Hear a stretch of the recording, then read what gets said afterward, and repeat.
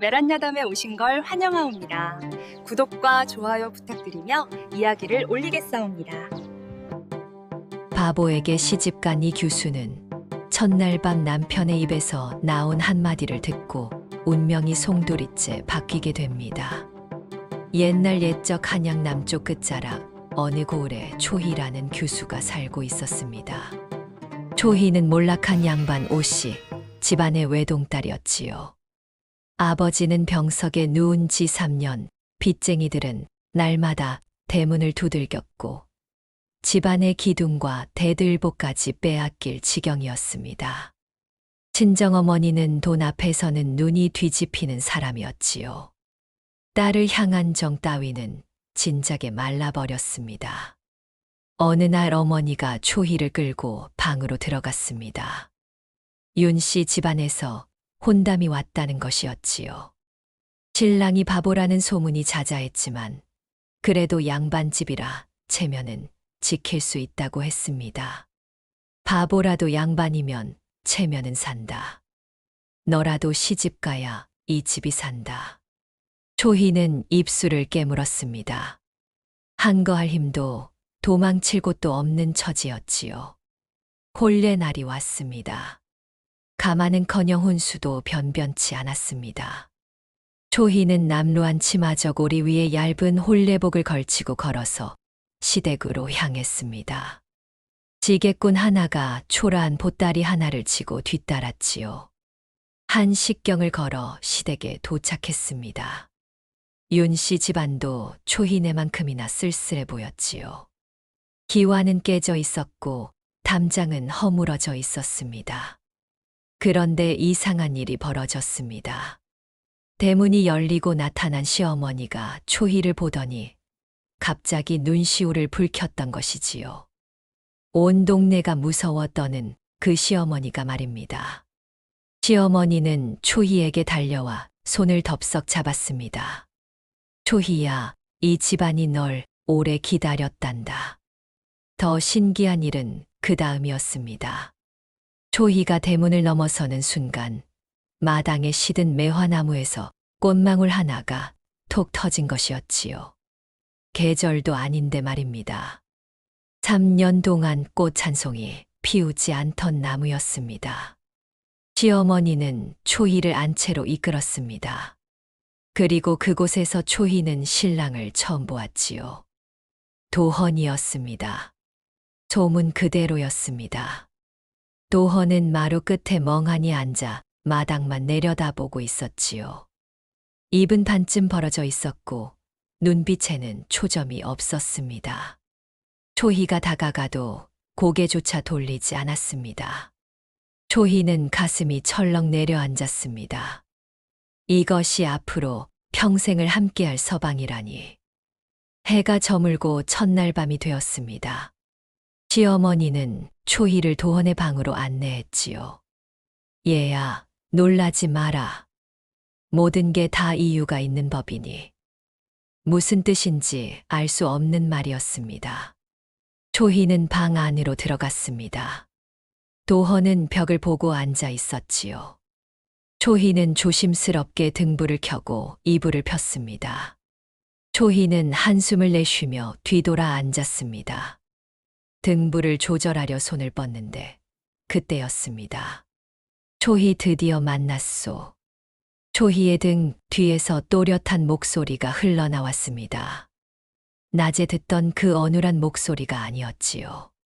차분하고 깊은 글 있는 선비의 목소리였습니다. 초희의 등줄기를 차가운 기운이 훑고 지나갔습니다. 온몸에 소름이 돋았지요. 천천히 고개를 돌렸습니다. 도헌은 여전히 벽을 보고 앉아 있었습니다. 그러나 그의 어깨가 미세하게 떨리고 있었지요. 초희가 다가가 도헌의 얼굴을 들여다보았습니다. 도헌의 눈은 다시 멍하니 풀려 있었습니다. 침이 입가에 고여 있었지요. 초희는 자신이 잘못 들은 것이라 생각했습니다. 그러나 가슴은 이상하게 두근거렸습니다. 뭔가 잘못되었다는 느낌이었지요. 그날 밤 초희는 잠을 이루지 못했습니다. 저 또렷한 목소리는 대체 무엇이었을까? 다음 날부터 초희는 더 이상한 일들을 목격하기 시작했습니다. 낮에 도헌은 분명 바보였습니다. 밥을 흘리고 옷을 거꾸로 입고 마당에 돌멩이만 주워 담았지요. 그런데 밤이 되면 달랐습니다. 초희가 잠든 척하고 지켜보니 도헌이 촛불을 켜고 무언가를 적고 있었습니다. 그 글씨는 단정하고 아름다웠지요. 바보의 손에서 나올 수 없는 필체였습니다. 또 어느 밤에는 도헌이 천자문을 막힘없이 줄줄 외우고 있었습니다. 초희는 숨을 죽였습니다. 이 사내는 바보가 아니었습니다. 아니, 바보인 척하고 있었습니다. 며칠 후 시어머니가 초희에게 심부름을 시켰습니다. 산에 가서 약이 될 만한 나무를 캐 오라는 것이었지요. 초희는 광주리를 들고 뒷산으로 올라갔습니다. 초희가 바위 틈을 살피는데 이상한 것이 눈에 들어왔습니다. 바위 틈에서 푸른 빛이 은은하게 새어나오고 있었던 것이지요. 초희가 다가가자 그 빛은 더욱 선명해졌습니다. 풀 한 포기가 마치 보석처럼 빛나고 있었습니다. 마치 풀 한 포기에서 사람을 부르는 듯한 기운이 느껴졌지요. 초희는 조심스럽게 그 풀을 캐냈습니다. 뿌리까지 온전했지요. 광주리에 담자 그 푸른 빛이 초희의 얼굴을 비췄습니다. 집으로 돌아와 시어머니에게 보여주자 시어머니가 깜짝 놀랐습니다. 그것은 영초였습니다. 천냥을 주어도 구하기 어렵다는 귀한 약재였지요. 시어머니와 초희는 마을 약방으로 갔습니다. 약방 주인은 그 풀을 보더니 자빠질 뻔했습니다. 큰 돈을 주었지요. 시댁의 빚을 모두 갚고 쌀도 장만할 수 있는 금액이었습니다. 그날 밤 초희가 도헌 옆에 누워 있는데 도헌의 입에서 또렷한 말이 흘러나왔습니다. 영초는 독을 다스린다. 청람서 13장의 기록이지. 초희의 심장이 쿵 내려앉았습니다. 청람서라니. 그것은 왕실 내의원에만 전해지는 비밀 의서였습니다. 도헌은 어떻게 그 책을 알고 있단 말입니까? 초희가 도헌을 바라보았습니다. 도헌의 눈은 다시 감겨 있었고 코를 골고 있었지요. 그러나 초희는 확신했습니다. 이 사내 안에 누군가 다른 사람이 살고 있다고 말입니다. 초희는 얻은 돈 중 일부로 쌀을 장만해 친정에 가기로 했습니다. 친정 대문을 두드렸습니다. 어머니가 나왔습니다. 초희가 쌀을 내밀었지만 어머니의 얼굴에는 감사는커녕 불만만 가득했습니다.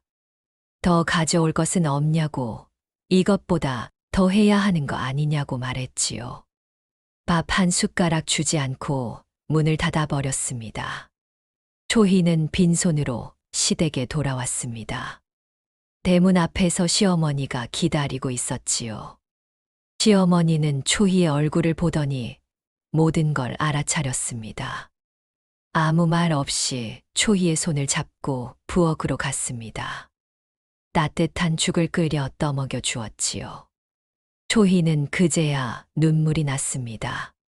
그로부터 며칠 후 끔찍한 일이 벌어졌습니다. 도헌이 산에 나갔다가 뱀에 물려 돌아온 것이었지요. 그것도 독사에게 물렸습니다. 도헌의 다리는 시커멓게 부어올랐고 열이 펄펄 끓었습니다. 마을 의원이 왔지만 고개를 저으며 내일 아침까지 버티기 힘들 거라고 했습니다. 초희는 밤새 도헌을 간호했습니다. 그러다 지쳐 잠이 들었지요. 그날 밤 초희는 이상한 꿈을 꾸었습니다. 꿈속에서 푸른 표지가 빛나는 책이 나타났습니다. 청람서였지요. 책이 저절로 펼쳐지며 7번째 장이 보였습니다. 그곳에는 뱀독을 다스리는 처방이 적혀 있었습니다. 그리고 흰 수염의 노인이 나타나 말했습니다. 내의원 제조를 찾아가거라. 그대가 남편의 인연을 깨울 자니라. 초희는 꿈에서 깨어났습니다. 새벽이었지요. 초희는 시어머니에게 내의원 제조를 찾아가겠다고 말했습니다. 꿈에서 보았습니다. 시어머니는 초희의 손을 꼭 잡았습니다. 초희는 먼 고을의 내의원 제조를 찾아갔습니다. 걸어서 반나절이 걸렸습니다. 제조의 집은 조촐했지만 단정했지요. 대문을 두드리자 백발의 노인이 나왔습니다. 꿈에서 본 바로 그 노인이었습니다. 초희가 사정을 말하자 제조는 초희를 안으로 들였습니다. 그리고 낡은 책 한 권을 꺼냈지요. 청람서였습니다. 제조가 책을 펼치며 물었습니다. 꿈에서 본 것이 이것이었소? 예, 맞습니다. 제조는 초희를 한참 바라보았습니다. 그의 눈빛이 예사롭지 않았지요. 부인, 당신은 보통 사람이 아니오. 청람서는 아무에게나 보이지 않소. 당신 남편이 누군지 아시오? 초희는 고개를 저었습니다. 제조가 낮은 목소리로 말했습니다. 당신 남편의 진짜 이름은 윤도헌이오. 세자의 서자를 지키던 동국밀관이었소. 초희는 숨이 멎었습니다. 3년 전 권문세가가 왕손을 없애려 했소. 그날 밤 대궐에서 아이가 사라졌고 윤도헌은 아이를 지키다 머리를 크게 다쳤소. 정신을 잃고 쓰러진 그를 시어머니께서 데려와 숨겨주셨지요. 그 후로 기억을 잃고 바보처럼 살아온 것이요. 초희는 온몸이 떨렸습니다. 제조가 말을 이었습니다. 그런데 부인이 오고 나서 윤도헌의 혼이 깨어나고 있소. 밤마다 옛 기억이 조금씩 돌아오고 있다는 소식을 들었소. 부인이야말로 윤도헌을 깨울 인연이었던 게요. 제조는 처방을 내려주었습니다. 초희는 그 처방대로 약을 지어 도헌에게 먹였습니다. 사흘이 지나자 도헌의 열이 내렸습니다. 검게 변했던 다리도 서서히 색이 돌아왔지요. 일주일 만에 도헌은 눈을 떴습니다. 시어머니는 초희 앞에서 처음으로 엉엉 울었습니다. 초희야, 저 아이는 바보가 아니다. 제발 포기하지 말아라. 시어머니의 이 말은 초희의 가슴에 깊이 박혔습니다. 초희는 도헌의 비밀을 캐기 시작했습니다. 어느 날 도헌이 잠든 사이 초희는 도헌의 베개 아래를 살폈습니다. 그곳에서 낡은 종이 한 장이 나왔지요.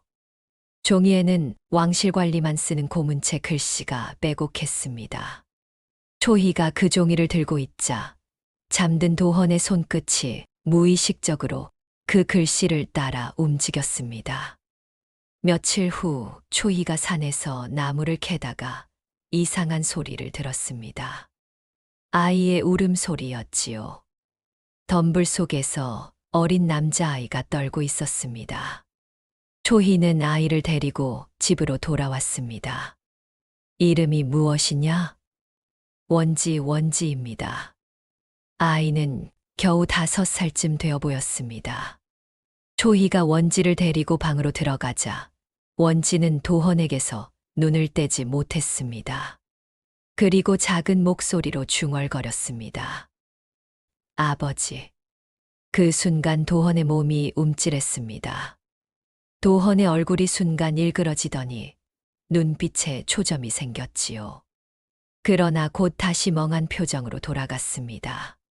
초희는 피가 싸늘해지는 걸 느꼈습니다.